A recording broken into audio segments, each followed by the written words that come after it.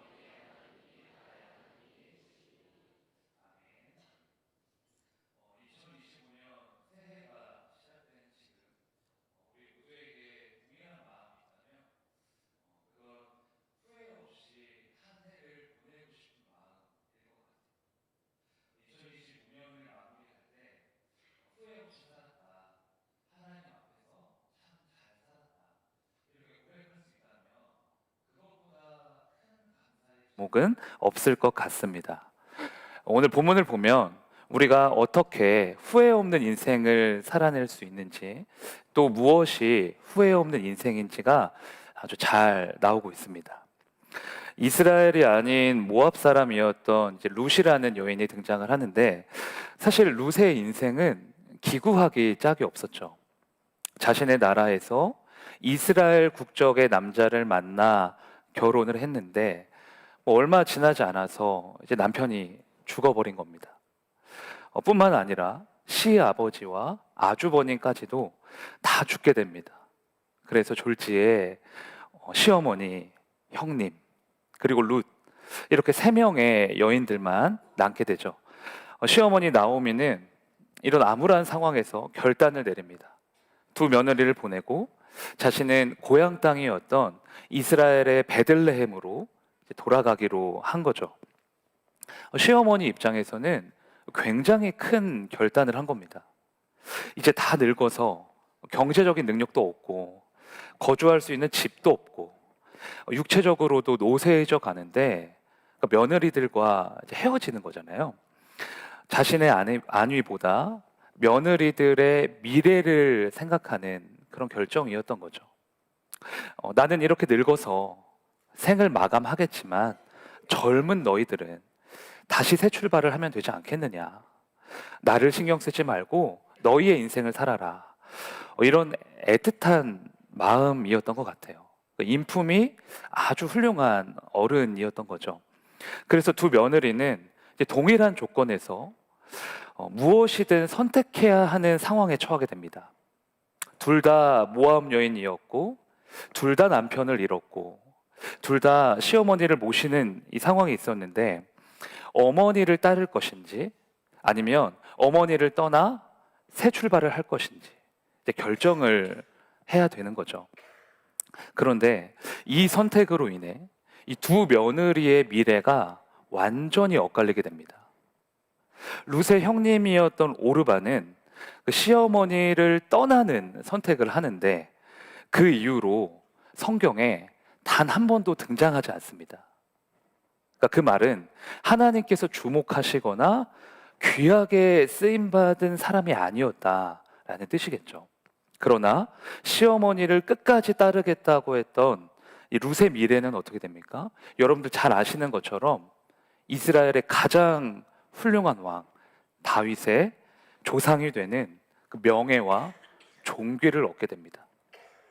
룻기 1장에서는 너무나 비천한 모습으로 시작을 했지만 룻기가 끝나는 4장에 가서는 가장 높이 올라가는, 하나님께서 가장 귀히 들어 쓰시는 그런 멋진 인생이 된 거죠. 그렇다면 룻은 도대체 무엇 때문에 시어머니를 따르는 선택을 했을까요? 단순히 효심이 좋아서일까? 아니면 그냥 우연의 일치였을까요?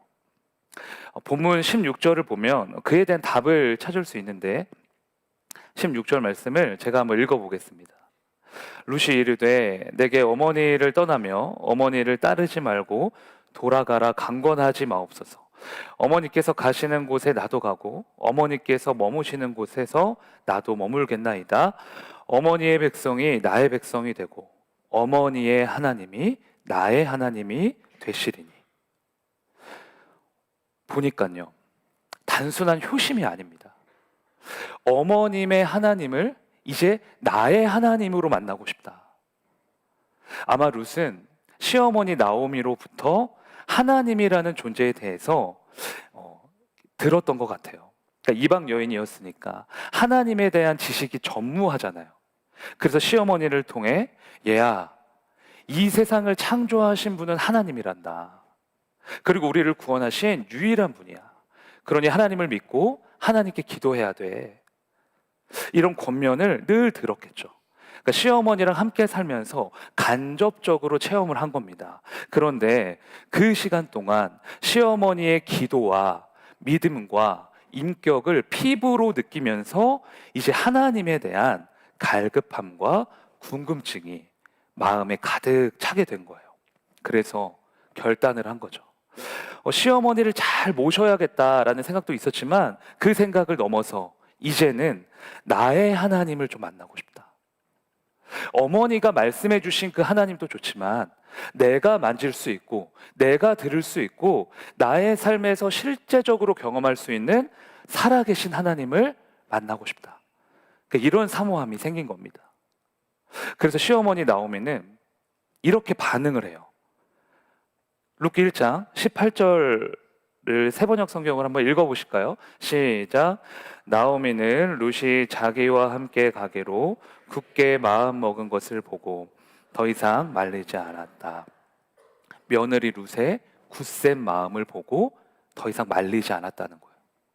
그런데 저는 이게 하나님의 시선인 것 같더라고요. 하나님이 룻의 그 굳건한 마음을 보신 거예요. 나의 하나님을 만나고 싶은 룻의 그 간절한 마음, 그 마음을 주목하신 거죠. 그리고 바로 이 지점이 룻의 인생을 완전히 뒤집어 버리는 터닝 포인트가 됩니다. 지난주에 어떤 청년이랑 만나서 신방을 했어요.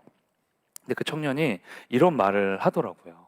머리로는 하나님이라는 분이 다 이해가 되고 성경의 진리도 다 납득이 된다. 그런데 내 삶에 살아 역사하시는 하나님, 내 삶을 구원하시는 하나님, 이걸 체험하는 거는 많이 부족한 것 같다. 매 순간 내 삶에 역사하시는 그 하나님을 좀 만나고 싶다. 그래서 제가 그렇게 말해줬죠. 그 마음이 있으면 하나님이 찾아와 주실 거다. 이번 연도에 하나님이 뜨겁게 만나 주실 거다. 그 청년에게 단순히 위로해 준 게 아니라 실제로가 그렇거든요. 하나님은 룻처럼 나의 하나님을 만나고 싶어 하는 그런 간절한 심령에 임재하시는 분이잖아요. 그냥 머리로만 인정하는 게 아니라 누군가에게 간접적으로 듣는 것이 아니라 우리 한 사람 한 사람이 살아계신 하나님을 맛보기를 원하시는 거예요. 그래서 하나님이 이렇게 말씀하십니다. 시편 34편 8절입니다. 같이 읽으실까요? 시작. 너희는 여호와의 선하심을 맛보아 알지어다. 그냥 머리로 아는 게 아니라 누군가에게 들어서 아는 게 아니라 우리 스스로가 맛보기를 원하신다는 거예요. 된장찌개가 짠지 싱거운지, 이 커피가 쓴지 달달한지 먹어봐야 아는 것처럼 살아계신 하나님을 맛보길 원하신다는 거죠. 진짜 내 삶을 구원하시는 분이 맞는지, 내가 기도하면 어떻게 응답하시는지, 나를 얼마나 사랑하시는지 생생하게 체험하길 원하신다는 거예요. 왜 그걸 원하실까요? 후회 없는 삶을 살라고. 성령의 역사를 날마다 체험하고 성령과 동행하면서 이렇게 행복한 삶이 있었구나, 이것이 바로 천국이구나, 매일매일 경험하라고 하시는 거예요. 그래서 2025년은 그 어떠한 해보다 나의 하나님을 사모하는, 살아 역사하시는 그 하나님을 간절히 구하는 그 뜨거운 한 해가 되시기를 축복합니다. 나의 하나님을 체험하길 소망하는 여러분들에게 하나님이 찾아오셔서 풍성한 은혜를 맛보게 하실 줄로 믿습니다. 저를 따라 고백하실까요? 나의 하나님을 만나게 하소서. 네, 후회 없는 삶을 살기 위해서 우리가 해야 하는 첫 번째는 나의 하나님을 만나길 사모해야 한다는 것이었습니다. 이제 두 번째는 답부터 미리 알려드리면 나의 하나님만 섬기기로 결단해야 한다는 거예요. 왜 하나님만 섬겨야 한다라고 말씀드리냐면, 나오미와 이 룻의 가정이 하나님이 아닌 세상을 섬기다가 이런 비극을 맞이하게 된 거였거든요. 처음부터 하나님이 원하시지 않은 잘못된 선택을 한 거죠. 그래서 룻기 1장 1절은 이렇게 시작을 합니다. 사사들이 치리하던 때 그 땅에 흉년이 드니라. 유다 베들레헴의 한 사람이 그의 아내와 두 아들을 데리고 모압 지방에 가서 거류하였는데, 이 룻기의 저자는 사사들이 치리하던 때와 나오미의 가정이 모압 지방에 가서 거류하던 때를 연결시키고 있습니다. 이스라엘의 사사들이 치리하던 때는 모든 이스라엘 백성들이 하나님께 불순종하고 가나안의 우상을 섬기던 영적인 암흑기였거든요. 그런데 그때 나오미의 가정도 하나님을 떠났다는 거예요. 영적 중심지였던 베들레헴에 머물지 않고 자신들의 살 길을 찾기 위해 모압이라는 세상을 택한 거죠. 게다가 1장 1절에 이 거류했다 아니 단어는 그냥 잠시 머무른 게 아니라 아예 눌러 앉았다라는 뜻이기 때문에 지금 이 가정의 중심에 하나님이 없었다라는 의미가 됩니다. 먹고 살 게 없으니까, 인생에 문제가 생기니까 눈에 보이지 않는 하나님이 아니라 눈에 보이는 화려한 세상을 섬기기로 한 거예요. 하나님을 버린 거죠. 이런 똑같은 현상을 아브라함의 가정에서도 볼 수 있습니다. 창세기 11장 31절 보실까요? 같이 읽어보시겠습니다. 시작. 데라가 그 아들 아브람과 하란의 아들인 그의 손자 룻과 그의 며느리 아브라함의 아내 사레를 데리고 갈대아인의 우르를 떠나 가나안 땅으로 가고자 하더니 하란에 이르러 거기 거류하였으며, 아브라함의 아버지 데라가 이제 모든 식구들을 다 데리고 이제 가나안 땅으로 가는 겁니다. 하나님이 가나안에 가라고 하셨거든요. 그런데 중간에 하란이라는 곳에 도착해서 어떻게 합니까? 거기에 거류했다. 나오미의 가정처럼 세상에 눌러 앉아 버린 거예요. 모리아 산으로 가는 길이라는 책을 보면요, 목적지는 가나안인데 왜 도중에 엉뚱한 하란에 머물렀는지에 대해 설명하는 대목이 나옵니다. 하란은 교차로라는 뜻인데 그때 그 지명의 뜻 그대로 그 당시 하란은 길이 잘 연결이 돼 있어서 국제 무역로의 교차점에 위치해 있었다라는 거예요. 그래서 상업적으로, 문화적으로, 물질적으로 크게 번성했던 도시가 바로 하란이었다는 거죠. 아브라함의 아버지 데라가 하란에 왜 멈췄는지 아시겠죠? 자신이 이제껏 살아온 고향보다 훨씬 더 번창하고 훨씬 더 잘 사는 것 같고 훨씬 더 화려했던 하란을 보니까 눈이 번쩍했던 거예요. 하란의 화려함에 하나님이 말씀하신 그 가나안을 잊어버린 거죠. 그렇게 눌러 앉았고 데라는 거기서 허송세월을 하다가 결국 허망한 죽음을 맞이하게 됩니다. 이 나오미의 가정과 데라의 가정을 보면서 다시 한번 느끼게 되는 건, 화려한 세상이 나를 살린다고 여기면서 그 세상을 섬기는 건 나 자신뿐만 아니라 우리 자녀들까지, 우리 모든 가정까지 암흑의 구덩이에 집어넣는 것이구나 라는 생각이었어요. 그때는 후회해도 이미 늦은 거예요. 만에 하나 세상을 섬기다가 성공했다 할지라도, 부요함을 누린다 할지라도 진정한 의미에서의 성공은 아닙니다. 왜냐하면 세상을 섬긴다는 건 세상이 짜놓은 그 프레임 안에서 수영하며 헤엄치고 있다라는 뜻이거든요. 세상을 섬기는 사람은 세상의 프레임에서, 그 틀에서 절대 헤어나올 수 없는 거예요. 그게 바로 이스라엘 백성들이 애굽 땅에서 400년 동안 노예로 살았던 이유입니다. 애굽이 나를 괴롭히는데도 불구하고, 채찍질 하는데도 불구하고 나를 살려줄 것처럼 생각이 되는 거예요. 당장 먹고 사는 문제만 해결되면 애굽의 왕이든 하나님이든 전혀 개의치 않는 거죠.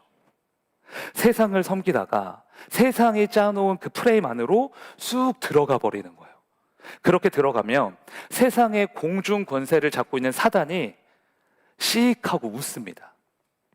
사단의 덫에 완벽하게 걸린 거거든요. 화려한 것을 보여주고 나를 살려줄 것처럼 유혹해서 세상을 섬기게 하는 거예요. 그리고 그 다음은 무엇이냐? 사단이 짜놓은 그 틀 안에서 우리를 부속품처럼 움직입니다. 결국 사단의 놀이개가 되는 거죠. 물질만 쫓다가, 부귀영화만 쫓다가 죽음을 맞이하게 하는 거예요. 그래서 제가 청년들한테 가끔 이렇게 이야기를 합니다. 쾌락과 기쁨을 혼동하지 않았으면 좋겠다. 젊을 때 세상을 섬기고 세상에서 노는 게 쾌락적일 수는 있어요. 그러나 영혼의 기쁨을 줄 수는 없습니다. 세상을 섬기면 부요해질 수도 있어요. 그러나 우리의 심령에 행복을 줄 수는 없습니다. 제가 어떻게 이렇게 잘 알까요? 경험자라서 그래요. 저는 누구보다 세상에서 열심히 놀았고 열심히 세상을 섬겼다고 자부하는 사람이거든요. 그런데 세상이 기쁨을 줄 수는 없더라고요. 영혼의 평안함, 가슴속 깊이 차오르는 행복함을 주지는 못하더라고요. 그런데 하나님을 섬기면 행복한 거예요. 하나님을 기쁘시게 하기 위해 헌신하고 이웃을 위해 기도하고 작은 것이라도 베풀면 세상에서 느낄 수 없는 그 기쁨과 만족함을 얻게 되는 거죠. 하나님께서 처음 우리를 창조하셨을 때부터 하나님을 섬기는 자로, 하나님을 영화롭게 하는 자로 지으셨기 때문에 하나님을 섬길 때 참 기쁨, 참 소망, 참 행복이 오는 거거든요. 우리를 지으신 하나님의 목적과 우리의 인생의 방향이 일치할 때, 그때 천국의 누림을 얻게 되는 줄로 믿습니다. 옛날에 조선 땅에요, 선교사로 오신 그 서서평 선교사님이라는 분이 계셨습니다. 근데 이분이 굉장히 유명한 말을 남기셨는데, 그게 무엇이냐면 성공이 아니라 성김이다. 선교사님 그 침대 머리맡에 적혀 있었던 글귀입니다. 머나먼 한국 땅에 성공하러 오신 게 아니라 단지 잃은 영혼들을 섬기러 오셨다라는 거예요. 저희 교회 여전도회가 있죠. 한국 교회에 여전도회를 만드신 분이 바로 이 선교사님이십니다. 그 당시 조선의 여성분들이 이름도 없고 밥도 못 먹고 남편한테는 매일 두드려 맞고, 그러니까 선교사님이 너무 안타까우셔서 이제 여자 선교사님이시거든요. 여전도회부터 만드신 거예요. 거기서 한글도 가르쳐주고 먹을 것도 주시고 복음도 전하신 거죠. 그게 한국교회 여전도회의 시초였습니다. 그런데 이분이 돌아가실 때는 영양실조로 돌아가셨어요. 소천하시고 나서 선교사님 집을 정리해 보니까 가진 게 아무것도 없고 강냉이 가루, 두 그릇과 거지에게 반을 찢어주고 남은 담요 반장, 그게 전부였습니다. 오직 하나님을 위해, 이웃을 위해 예수님처럼 섬기시다가 이제 천국으로 이제 부름을 받으신 거죠. 근데 제가 이 선교사님 궁금해서 사진을 좀 찾아봤거든요. 인터넷에 있는 사진들이 하나같이 다 웃는 사진들이에요. 세상에서 얻을 수 없는 천국의 기쁨을 누리시다가 천국으로 가신 것 같아요. 누림이라는 것이 물질적인 누림, 번영의 누림이 아니라 바로 이게 예수님이 말씀하신 누림이구나 라는 생각이 들더라고요. 사랑하는 성도님들, 여러분은 무엇을 위해 지금 열심히 달려가고 계십니까? 후회 없는 2025년 보내시기 위해서 무엇을 계획하고 계십니까? 성공입니까? 아니면 성김입니까? 세상에서의 성공보다 하나님을 섬기는 일에 앞장서는, 그렇게 예수님과 동행함으로 천국의 기쁨을 누리시는 저와 여러분 되시길 주님의 이름으로 축원합니다. 그래서 후회 없는 인생, 후회 없는 2025년 되시기를 축원합니다. 저를 따라 고백하실까요? 나의 하나님만 섬기게 하소서. 네, 오늘은 2번이 끝입니다. 네, 뒤에 뮤지컬이 기다리고 있기 때문에 3번은 뮤지컬의 은혜로 채우시기를 바랍니다. 네, 이제 나는 주를 섬기는 것에 후회가 없습니다 라는 찬양하시면서 이제 주님을 맛보고 주님을 섬기는 한 해를 살겠다고 결단하며 같이 나아가시겠습니다.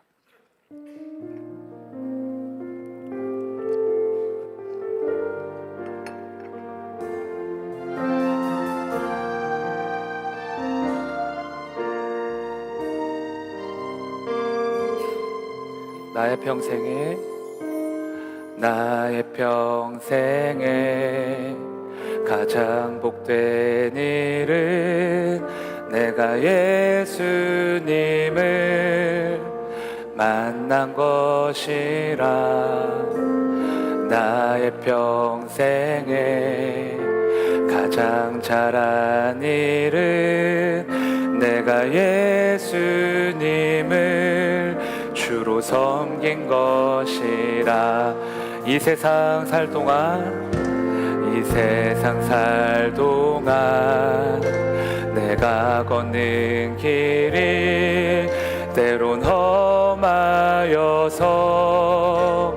넘어질 때도 주의 강한 손이 나를 붙드시니 나는 예수님만 주로 섬기며 살리. 나는 주를 섬기는 것에 후회가 없습니다. 내가 걸어온 모든 시간 다 주의 은혜니, 내가 걸어갈 모든 날도 주만 섬기며 살리.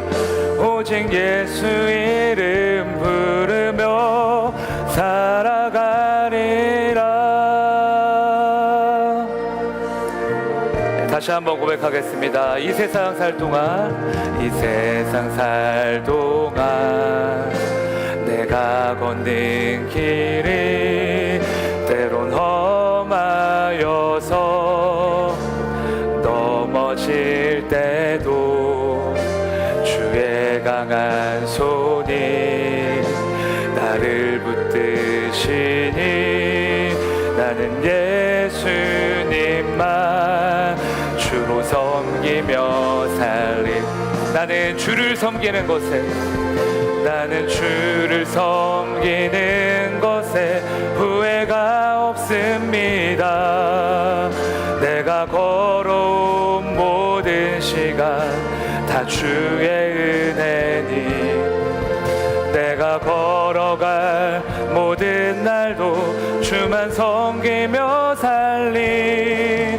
오직 예수 이름 부르며 살아가리라.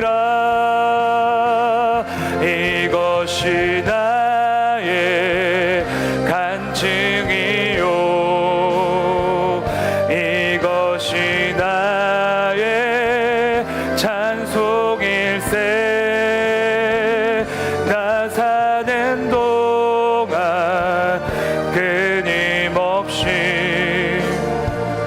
구주를 찬송하리로다.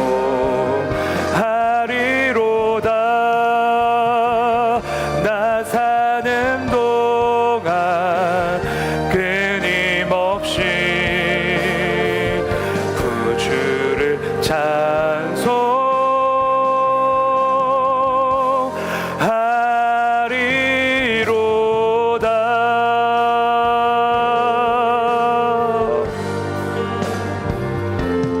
믿어 주옵소서.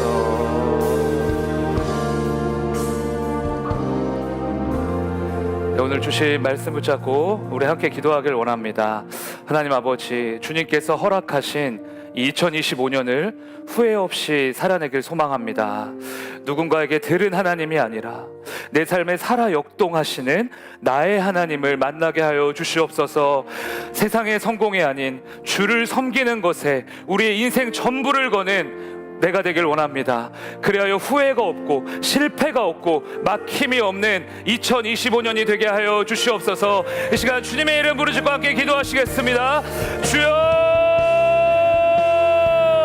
하나님 아버지 감사합니다. 주님 아버지, 우리를 예배의 자리로, 하나님 귀한 말씀의 자리로 불러주시니 감사를 드립니다. 하나님 아버지, 오늘도 하나님 실패 없는, 하나님 후회가 없는 삶을 살아내길 원합니다. 하나님 2025년 하나님 그렇게 살아내며 하나님께 영광 돌리길 원합니다. 하나님 아버지, 오직 주님을 만나게 하여 주시옵소서. 나의 하나님을 만나게 하여 주시옵소서. 내 삶에 살아 역동하시는 하나님, 나를 사랑하시는 하나님, 하나님 나를 구원하시는 그 하나님을 날마다 만나게 하여 주시옵소서. 하나님, 그리하여 우리 인생이 더욱더 풍성하여지고 우리 믿음이 더욱더 달이 갈수록 더욱더 굳건하여지는 하나님 그런 인생들로 세워주시옵소서. 하나님 아버지, 하나님 아버지, 하나님을 맛보길 원합니다. 하나님을 만나길 원합니다. 하나님 오직 하나님만 섬기길 원합니다. 하나님 아버지, 우리의 중심 가운데 오직 하나님만 섬기길 소원하는, 하나님만 섬기길 소원하는 하나님 그 마음 허락하여 주시옵소서. 하나님 오직 하나님만 바라보며 하나님의 나라와 의를 위하여 살아가는 우리가 되게 하여 주시옵소서. 하나님 아버지, 그럴 때 아버지 필요한 모든 것은 주님께서 채워주실 줄로 믿습니다. 하나님 아버지, 천국의 기쁨을 누리는, 하나님을 섬기며 우리 기쁨을 누리는 우리가 되게 하여 주시옵소서. 더 참게 하여 주시옵소서. 아버지, 주시옵소서. 아버지.